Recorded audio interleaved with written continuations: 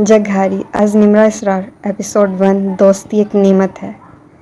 رات گہری ہو رہی تھی۔ اس بلڈنگ کے تیسرے فلور پر وہ ابھی نیند کی گولیاں کھا کے سونے کے لیے لیٹی تھی، جو کہ اب دگا دینے لگی تھی، اس کے وجود پر اثر نہیں کرتی تھی۔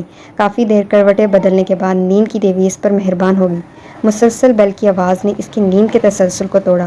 ہاتھ بڑھا کر سائیڈ لیمپ کو آن کیا۔ بستر جو اس وقت بے شمار شکنوں سے بھرا ہوا تھا، اس پر سفید چادر اور سفید ہی کمفرٹر موجود تھا، جس نے اس چڑیا کے آدھے وجود کو ڈھانپ رکھا تھا۔ اس کے لمبے سلکی بال، جو کہ اس وقت بکھرے شانوں پر پھیلے ہوئے تھے، بڑی بڑی سیاہ آنکھیں جن میں ہمیشہ ہی اداسی کا بسیرا رہتا تھا، ابھی بھی سرخ ہو رہی تھیں۔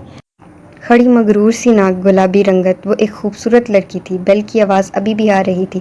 ایسا معلوم ہوتا تھا کہ جیسے کوئی بیل پر ہاتھ رکھ کر بھول گیا ہو۔ اس نے کمفرٹر کو اپنے اوپر سے ہٹایا اور دروازے کی طرف بڑھی۔ دروازے تک پہنچنے کے بعد اس نے لینس سے دیکھ کر تصدیق کرنی چاہی، آیا رات کے اس پہر کون آیا ہے؟ لینس میں دیکھنے پر اسے ایک لڑکی جو حجاب میں موجود تھی، جو بڑی بڑی بھوری آنکھیں، چھوٹی ناک اور گلابی ہونٹ، وہ لڑکی بلا کی معصوم دکھتی تھی۔ السلام علیکم، اب اگر آپ کی تفتیش پوری ہو گئی ہو تو دروازہ کھول دیں۔ سر کو ذرا سا خم دے کر اس نے سلام کیا اور طنز بھی کیا۔ زینی اس کو یہاں پر دیکھ کر بہت پریشان ہو گئی تھی، اس لیے جلدی سے دروازہ کھول دیا۔ اندر آنے والی نے اس کو کچھ بھی کہنے کا موقع دیے بغیر کہا، رانی تمہاری یہ گستاخی معاف نہیں کرے گی۔ بھلا رانیوں کے لیے بھی دروازے اتنی دیر سے کھلتے ہیں؟ رانی صاحبہ، کیا آپ بتانا پسند کریں گی کہ رات کے اس پہر آپ اپنا عالیشان محل چھوڑ کر میرے اس جھونپڑے میں کون سی خدمات حاصل کرنے آئی ہیں؟ جواب رانی کے ہی انداز میں دے دیا گیا تھا۔ اس سوال کا جواب بھی ضرور دیا جائے گا، پہلے یہ لباس تبدیل کر کے آؤ۔ رانی کہتے ہوئے زینی کے کمرے میں آئی اور ایک سوٹ نکال کر اس کے آگے بڑھایا۔ رانی کیا کر رہی ہو؟ زینی نے چڑھ کر کہا۔ کہا نا چینج کر آؤ، پھر بتاؤں گی، رانی نے اسے واش روم میں دھکیل کر کہا۔ 5 منٹ کے بعد وہ ایک گلابی رنگ کا سوٹ زیب تن کر کے واش روم سے باہر آئی اور اپنی سوالیہ نظریں رانی پر ڈالی۔ ہم ساحل سمندر پر جا رہے ہیں، بہت ہی اطمینان سے بتایا گیا۔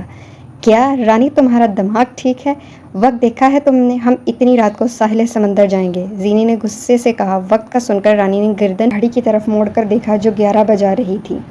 زینی، اتنی دیر لگا دی تم نے باتوں میں، اور آپ کی اطلاع کے لیے عرض ہے کہ بھائی ہمارا نیچے انتظار کر رہے ہیں، جلدی کرو اب، زینی کو حجاب تھماتے ہوئے کہا۔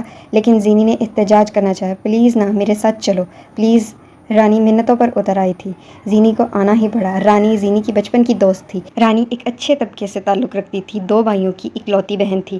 ان دونوں نے اسکول اور کالج ایک ساتھ ہی مکمل کیا تھا۔ زینی ایک ذہین طالب علم تھی، اس لیے میٹرک تک اسکالرشپ پہ تعلیم حاصل کی۔ چونکہ میٹرک کے امتحان میں ٹاپ کیا تھا، اسی لیے حکومت پاکستان کی طرف سے انٹرمیڈیٹ کی تعلیم مفت حاصل کرنے کی سہولت فراہم کی گئی اور انٹرمیڈیٹ میں بھی میٹرک کی طرح ٹاپ کیا گیا۔ رانی بھی ذہانت میں کم نہیں تھی، اسکول میں ہاف اسکالرشپ پر تعلیم حاصل کی اور میٹرک اور انٹرمیڈیٹ کے امتحان میں دوسری پوزیشن حاصل کی، اور اب ان دونوں نے کراچی کی بہترین یونیورسٹی میں داخلہ لیا، جہاں دونوں نے انٹرمیڈیٹ کے نتائج کو دیکھتے ہوئے زینی کو 100% جبکہ رانی کو 85% اسکالرشپ دی گئی۔ کل ان کی یونیورسٹی کا پہلا دن تھا۔ زینب ولی اللہ کم گو اور سنجیدہ مزاج کی حامل تھی، اس کے برعکس رانیہ احسن شوخ، چنچل، باتونی، بہت ہی مخلص، رنگوں سے سجی ہوئی ایک حسین گڑیا۔ زینی نے حجاب اچھی طرح باندھ لیا اور رانی کے ساتھ نیچے آ گئی، جہاں رانیہ حسن کے دونوں بھائی فرنٹ سیٹس پر براجمان تھے، انس حسن اور بلال حسن۔ انس حسن رانی کے بڑے بھائی، بھوری آنکھیں، لمبی کھڑی ناک، 6 فٹ قد، ذمہ دار اور سنجیدگی مزاج کے حامل تھے۔ وہ MBA کر رہے تھے اور ساتھ ہی اپنے والد کے بزنس بھی دیکھتے تھے، اور بلال حسن رانیہ سے چھوٹا تھا اور 5ویں جماعت کا طالب علم تھا، رانی کی طرح معصوم اور ذہین۔ وہ دونوں کار میں بیٹھ گئیں اور تھوڑی دیر بعد ساحل سمندر پر موجود تھے۔ ساحل سمندر اس وقت بہت ہی سحر انگیز منظر پیش کر رہا تھا۔ رات نے چاروں طرف پر پھیلا دیے تھے، کیونکہ دسمبر کا مہینہ تھا، اس لیے ساحل پر اکا دکا ہی لوگ موجود تھے، لیکن زینی اس منظر میں کھو سی گئی۔ گہرے نیلے آسمان پر چاند اور تارے پوری آب و تاب سے چمک رہے تھے، معلوم ہوتا جیسے اوپر بھی آسمان اور نیچے بھی، لیکن پانی میں ہونے والا ارتعاش یہ واضح کر دیتا تھا یہ صرف عکس ہے، حقیقت تو آسمانوں میں ہے۔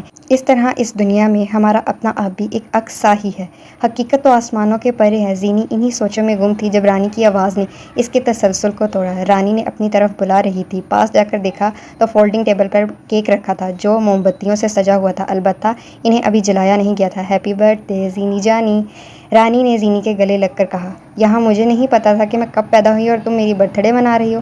رانی نے زینی کی برتھ ڈے اس دن منائی تھی، لیکن زینی نے آج اسے کہہ ہی دیا، تم جس دن میری زندگی میں آئی میرے لیے اسی دن تم پیدا ہوئی، اور ویسے بھی اچھا ہے، کوئی تمہاری عمر کا حساب نہیں کر سکے گا، پہلا فقرہ۔ رانی نے زینی کا ہاتھ اپنے دونوں ہاتھوں میں لے کر کہا، جبکہ دوسرا آنکھ دبا کر کہا، رانی تم کبھی نہ سدھرنا۔ زینی نے مسکرا کے طنز سے کہا، جو حکم، ویسے بھی اگر ہم سدھر گئے تو تمہیں زندگی بے رنگ لگے گی، ایک بار پھر شوخی سے کہا۔ ہاں، بڑی خوش فہمیاں پال رکھی ہیں، زینی نے چھیڑنا چاہا۔ پال لینی چاہیے، پیسے نہیں لگتے۔ ویسے تمہیں پتہ ہے، رانی نے نصیحت کے ساتھ سوال کیا۔ کیا؟ زینی نے عام سے انداز میں کہا۔ یہ کیک بھی انس بھائی کے پیسوں کا ہے، رانی نے مسکراتے ہوئے بتایا۔ یقیناً تحفہ بھی انس بھائی کے پیسوں کا ہوگا، کنجوس، زینی نے رانی کو گھور کر کہا۔ آخر میں القاب سے نوازنا نہ بھولی، وہ میں اپنے پیسوں سے ہی لائی ہوں، اب اتنی بھی کنجوس نہیں ہوں میں، رانی نے منہ پھلا کر کہا۔ کیک کاٹ لیں، پھر گھر کے لیے بھی نکلنا ہے۔ انس بھائی، جو کہ فون پر کسی سے گفتگو میں مصروف تھے، رانیہ کے پاس جا کر نرم لہجے میں بولے۔ انس بھائی نے فاؤنٹین کینڈل کو جلایا تو روشنی کا ایک فوارہ سا پھوٹا اور زینی نے اس روشنی میں کیک کاٹا، رانی اور بلال کو کھلایا، البتہ انس بھائی کو رانی نہیں کھلایا۔ باری باری رانی کے بھائیوں نے زینی کو وش کیا، اب باری تھی رانی کی، جنہوں نے بڑے ہی شاہانہ انداز میں ہاتھ گھما کر دعا دی، جیسے وہ خود تقدیر کے قلم سے خود کی تقدیر لکھ کر آ رہی ہوں۔ تم جیو ہزاروں سال، سال کے دن ہو 50,000۔ اتنے سال جی کر میں کیا کروں گی؟ زینی نے رانی کے کندھے پر دھپ رسید کر کر کہا۔ تو پھر ٹھیک ہے، میری برتھ ڈے پر تم بھی یہی دعا دے دینا، رانی نے اپنی طرف سے مسئلے کا حل بتایا۔ کیوں؟ زینی نے سوال کیا۔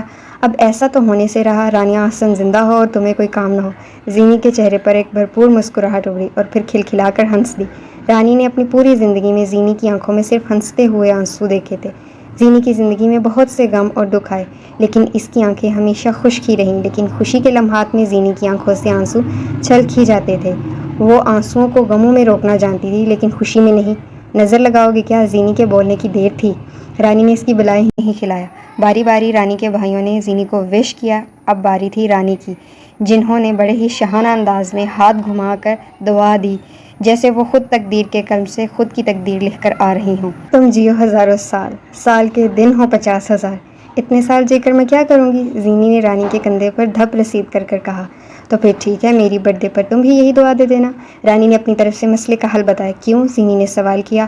اب ایسا تو ہونے سے رہا، رانیہ احسن زندہ ہو اور تمہیں کوئی کام نہ ہو۔ زینی کے چہرے پر ایک بھرپور مسکراہٹ ابھری اور پھر کھلکھلا کر ہنس دی۔ رانی نے اپنی پوری زندگی میں زینی کی آنکھوں میں صرف ہنستے ہوئے آنسو دیکھے تھے۔